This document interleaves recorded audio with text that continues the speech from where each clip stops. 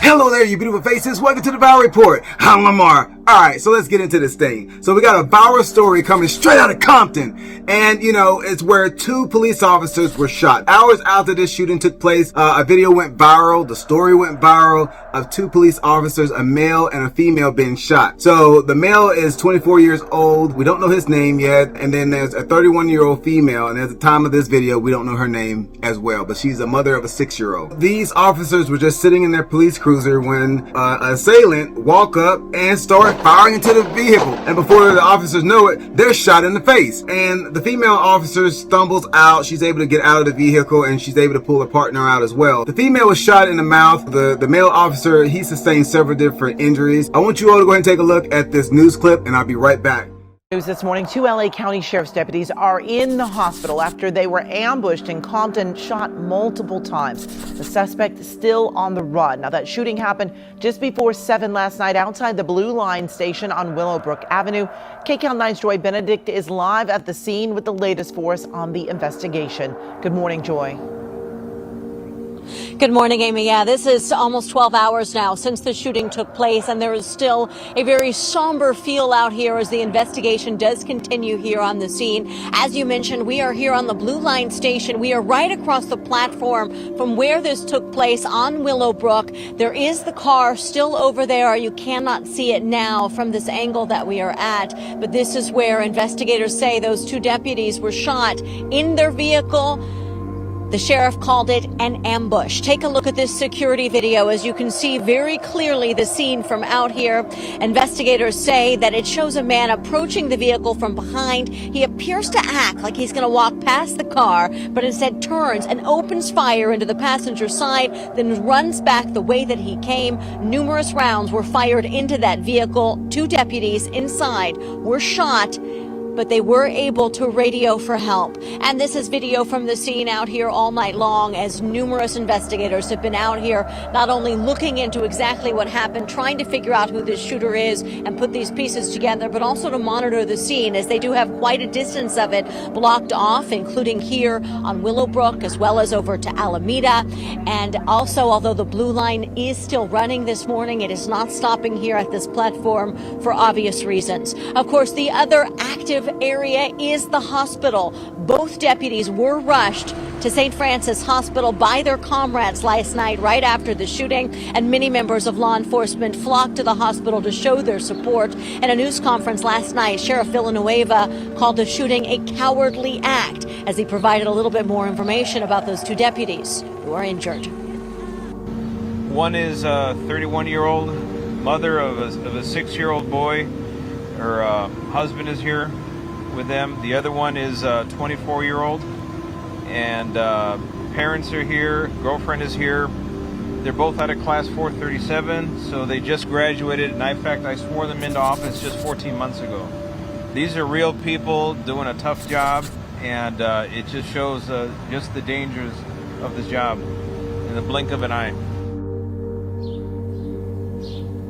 And that's certainly just a very sad situation for so many out here as they're trying to figure out exactly, if anything, what would have prompted this shooting. But right now, as the sheriff says, he's just calling it an ambush. And that's, of course, what it looks like there on the security video. But out here live, it's not clear exactly how long this scene is going to remain active. We are entering hour 12 at this point, so you can imagine they may be wrapping up here in the next couple of hours, but you can expect this area to be closed for some time. As for the condition of those 2 deputies, we're told both of them underwent surgery last night and remain in critical condition this morning. However, we are expecting to get an update on that condition in the next couple of hours after they make rounds there at the hospital. So we'll bring you the latest as soon as we have it, Amy. I'll send it back to you. All right, Joy, thank you. Well, as we just heard from the sheriff, the wounded deputies were members of Deputy Academy Class 437. Now, this photo shows that class.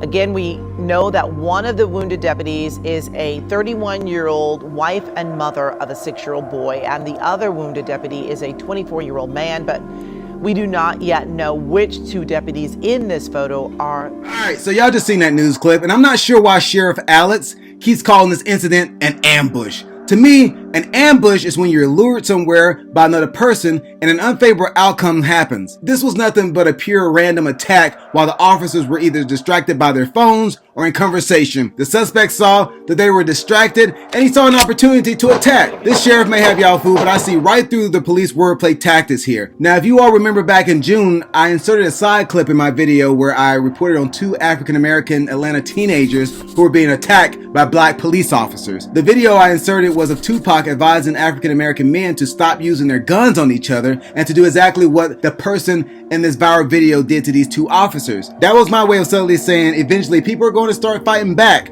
by targeting the police.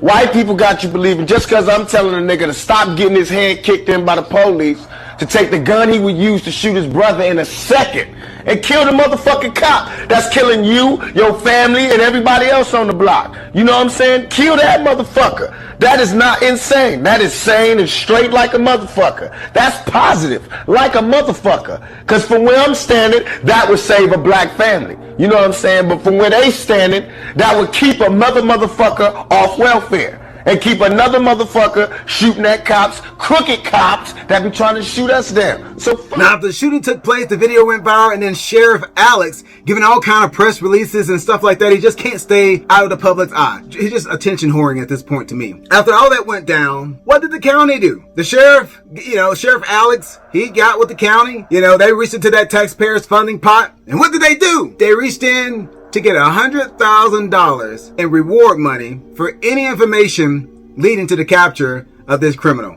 Now, I've got a problem with that, and I've talked about this on this channel about, these cops using taxpayer money and lawsuits and all this other stuff. They're not dipping into their retirement funds or their pensions or other funds. They're reaching into taxpayer funding. They want you and I to pay for the capture of these criminals. But after that, what happened? You had 2 donors anonymously offer up to $75,000. So right now, the reward is $175,000. Now here's where I have an issue with that. When a criminal is on the loose for murdering somebody in the city, where are these funds? If the family can't come up with the money for reward to catch the criminal, there's no reward. The investigation stalls.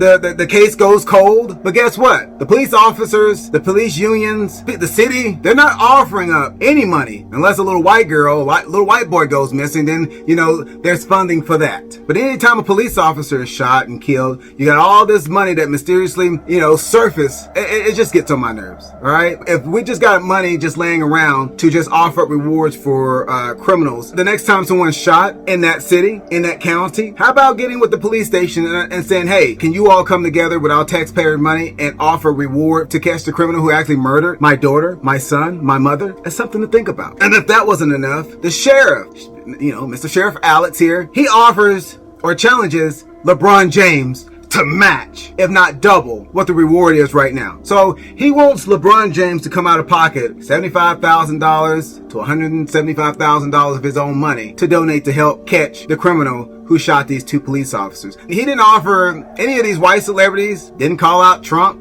or Colin Kaepernick. He's a few cities over. So I thought that was very interesting. Here's what he had to say. This challenge is for LeBron James. I want you to match that and double that reward. I know you care about law enforcement. You expressed a very interesting statement about your perspective on race relations and on officer-involved shootings and the impact that it has on the African American community.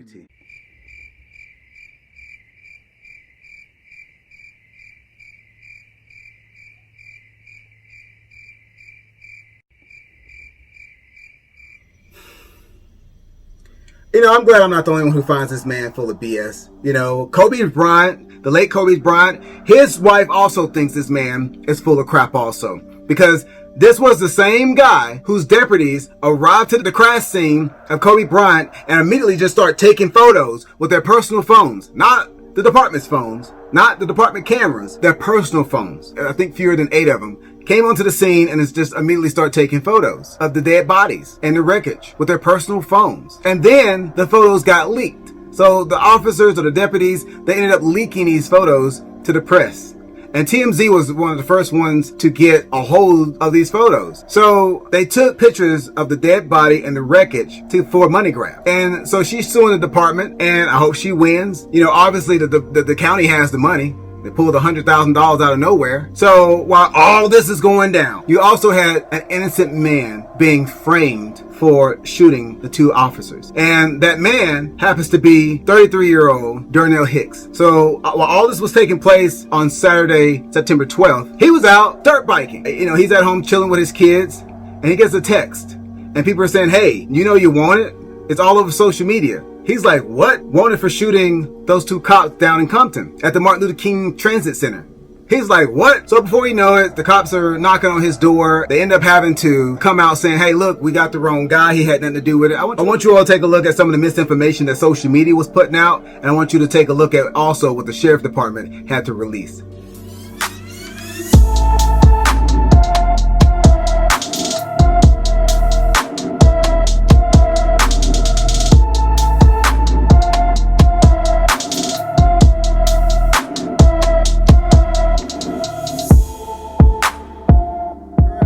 There's a social media post that is being circulated which identifies a male out of the Los Angeles area as the suspect responsible for the ambush of our two deputies yesterday.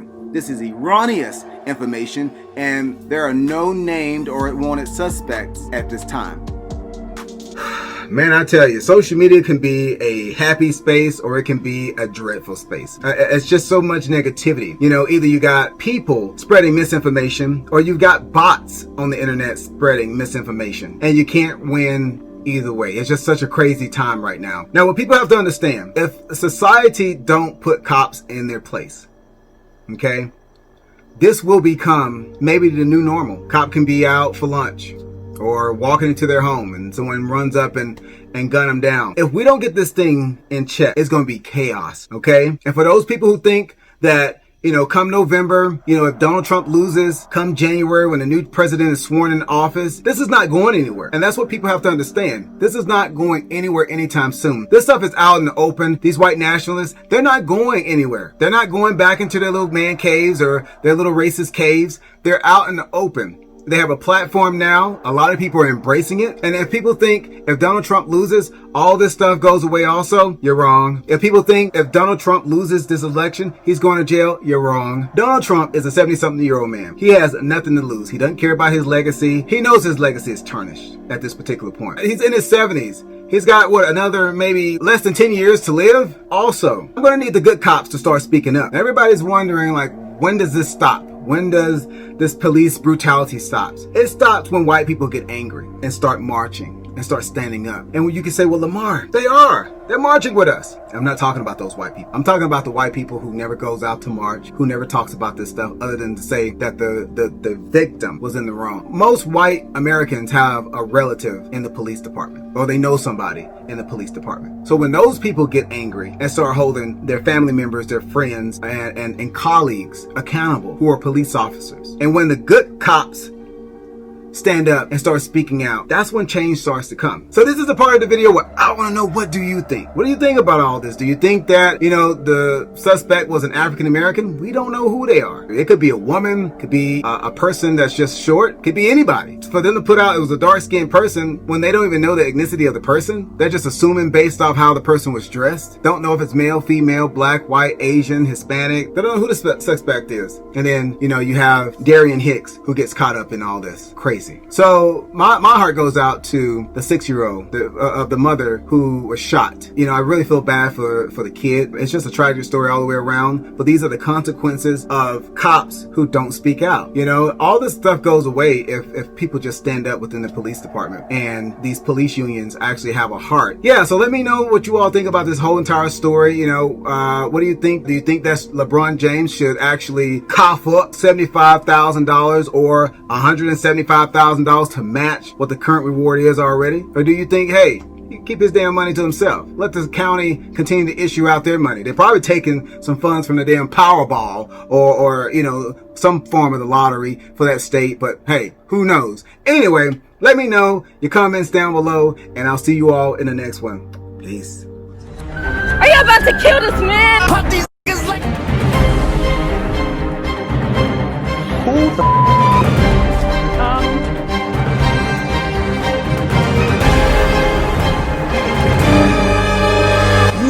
dry shot me. And then I got into an entanglement.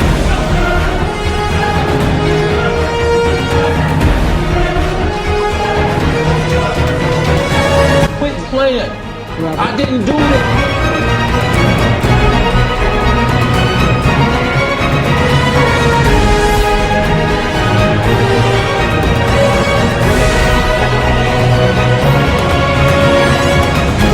Now y'all know we give you nothing but the best over here, baby.